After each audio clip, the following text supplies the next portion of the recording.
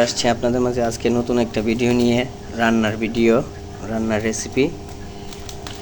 প্রথমে একটু তেল দিলাম, তেলটা গরম করে পেঁয়াজ রসুন বাটাটা দিয়ে দিলাম।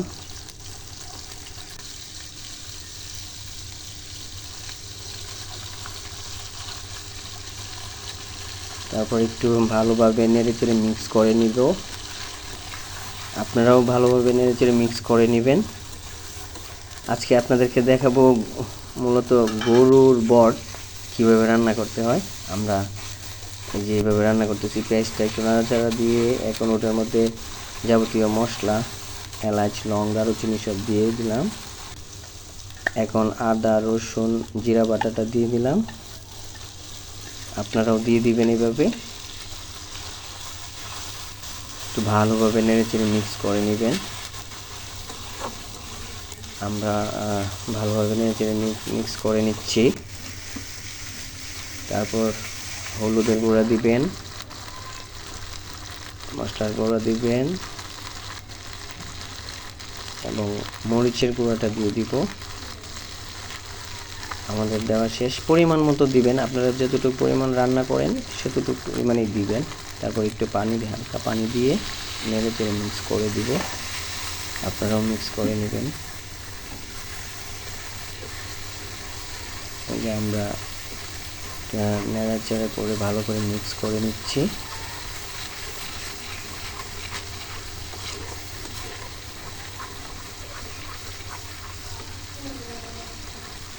এরপর একটু লবণ দিয়ে দিব। এই যে লবণ দিয়ে দিলাম। আপনারাও পরিমাণ মতো লবণ দিয়ে দিবেন। যতটুকু পরিমাণ রান্না করেন ঠিক ততটুকু পরিমাণেই আপনি মরিচ, লবণ, হলুদের গুঁড়া দিয়ে দিবেন। আমি দিয়ে দিয়েছি। এখন দিয়ে দিলাম গরুর বটটা, ঢেলে দিলাম। এখন ভালো করে নেড়াচাড়া করে মিক্স করে দিব। করে দিচ্ছি।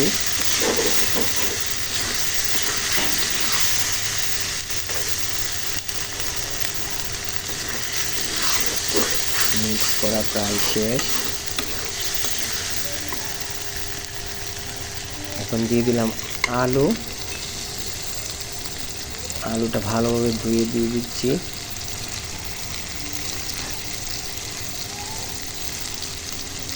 আপনারাও আবার আলুটা দিয়ে ভালো করে নাড়াচাড়া করে মিক্স করে নেবেন।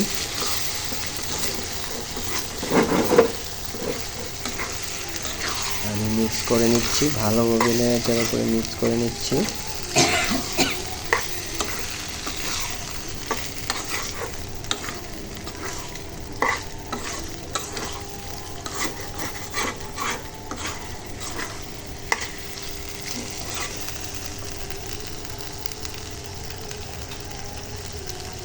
এখন একটু ঢেকে দিব। ঢেকে দিচ্ছি, আবার একটু ভালো করে এটা কষিয়ে নিচ্ছি। এখন যত ভালোভাবে কষাবেন তত বেশি টেস্ট হবে। আমার কষানো মোটামুটি শেষ।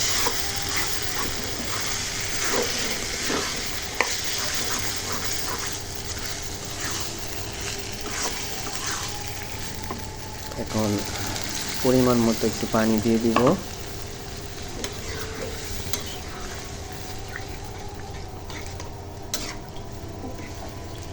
পানি কম হয়ে গেছে, আর একটু পানি দিয়ে দিচ্ছি। এখন ভালো করে নাড়াচাড়া করে মিক্স করে একটু ঢেকে দিব। আচ্ছা, আমি ঢেকে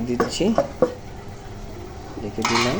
আবার ঢাকনা ওপেন করে আবার একটু নাড়াচাড়া করে দিব। এখন ঝোলটা শুকিয়ে গেলেই মোটামুটি রান্না প্রায় শেষ হয়ে যাবে। আপনারা চাইলে বাড়িতে এভাবে গরুর বট রান্না করতে পারেন। আর যারা আমার ইউটিউব চ্যানেলে নতুন, অবশ্যই আমার প্রত্যেকটা ভিডিও লাইক, কমেন্ট, শেয়ার করে দিবেন এবং আমার চ্যানেলটিকে সাবস্ক্রাইব করে দিবেন। বেশি বেশি শেয়ার করবেন, অন্যকে দেখার সুযোগ করে দিবেন। যে ভালো একটা সেন্ট বেরিয়েছে, ফ্লেভার খুব ভালো। আশা করি খুবই টেস্ট হবে। আর এটা রান্না হয়ে গেলে আপনারা চাইলে তন্দুর রুটি বা নান স্পেশাল রুটি দিয়ে খেতে পারেন। আমরা যদিও নান স্পেশাল রুটি দিয়েই খাওয়ার জন্য তৈরি করেছি। রান্না কিন্তু মোটামুটি প্রায় শেষ। এই যে লাল লাল হয়ে গেছে।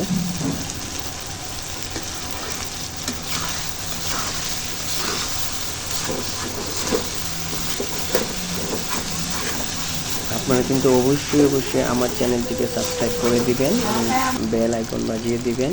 রান্না কিন্তু প্রায় শেষ। এই যে রান্না হয়ে গেছে। অবশ্যই আমার চ্যানেলটিকে সাবস্ক্রাইব করে দিবেন, বেশি বেশি কমেন্ট শেয়ার লাইক করবেন। ধন্যবাদ।